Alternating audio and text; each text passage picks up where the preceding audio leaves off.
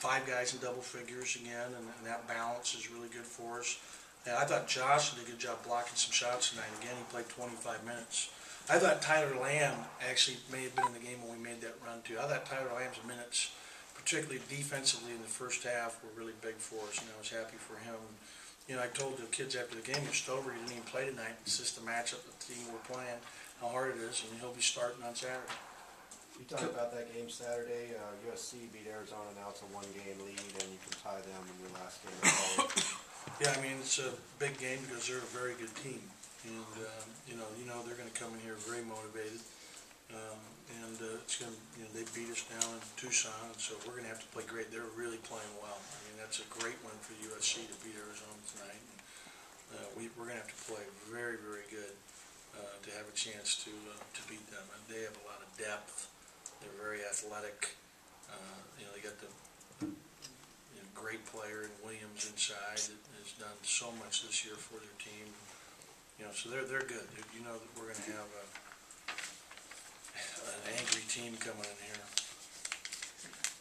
Go ahead, John. Oh no, just asking Finney about the assists. Right here.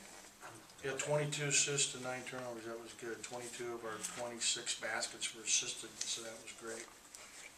Coach, speaking of the balance, how tough are you guys going to be going forward if you get 5 guys in double figures like you did tonight? Yeah, but it's been key for us throughout this run. I think we've done a good job having good balance, and it's different guys each night. And Malcolm again had a great game tonight and did a real nice job. And Malcolm, you look at this. What's really nice, look at my stat sheet here, is that you have Honeycutt 3 assists, 0 turnovers, Malcolm 4 assists, 0 turnovers, and Zeke 10 assists.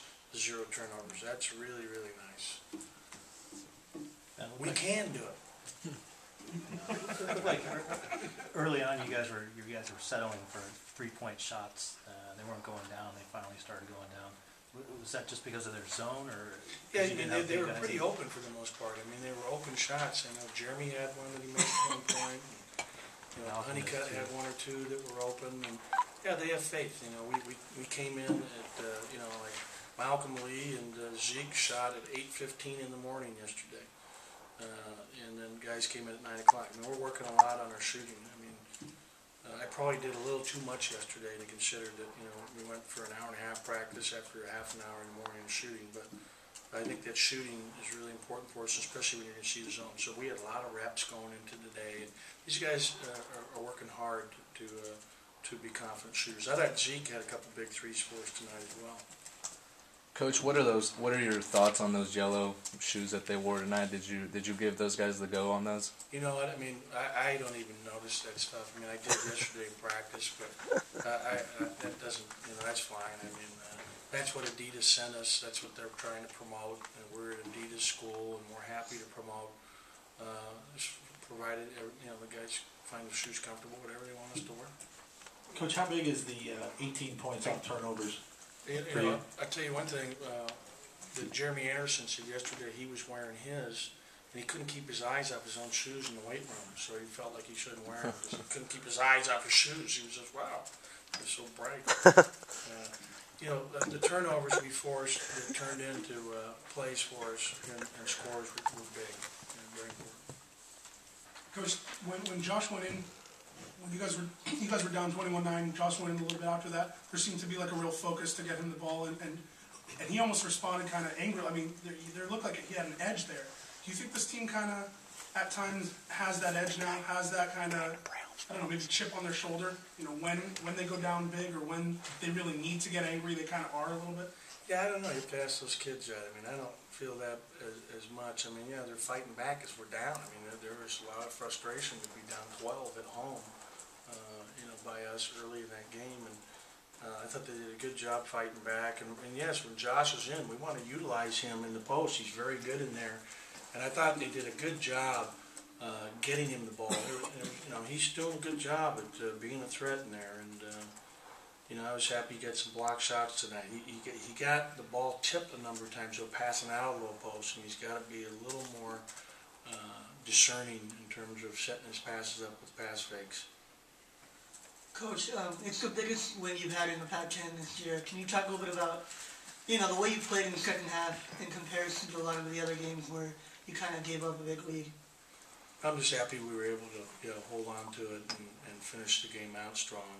Building on a 10-point lead, we had it at 20. Not much time was left in the game when we got it up to 20 at that one point the first time. We had it to 20, probably with 10, 12 minutes still left. 11 minutes.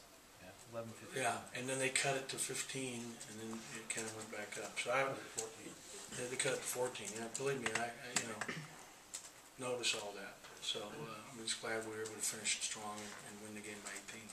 Coach, can you talk about that sequence there at the end where you tried to get Trapani in?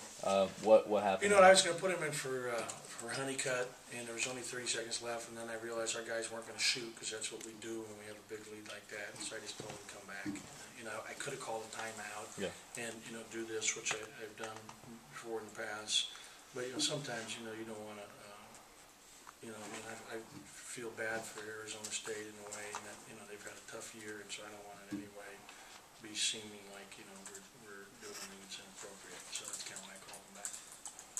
Any other questions? This is the last game at Pauly on Saturday for a while. Are you hoping that the emotion of that and the meaning of playing this last game here at the historic building will help your team? I think the biggest thing that's got to motivate us is the fact that, hey, they're really good, and this would be an unbelievable win to beat a top 10 team here. And the fact that they're honoring the 1971 team, I know Denny Crum's going to be here. I thought about this today. I'm really sorry the coach isn't going to be here. I mean, that really, in a way hurts because I would have loved for him to have been here for this last game in the building that he opened and to be able to see him. So it's nice to have Nan and Jim and the family here and the Trapanis and all the relatives. I mean, I was thinking about that today. So, but I'm sure you'll be watching down on us.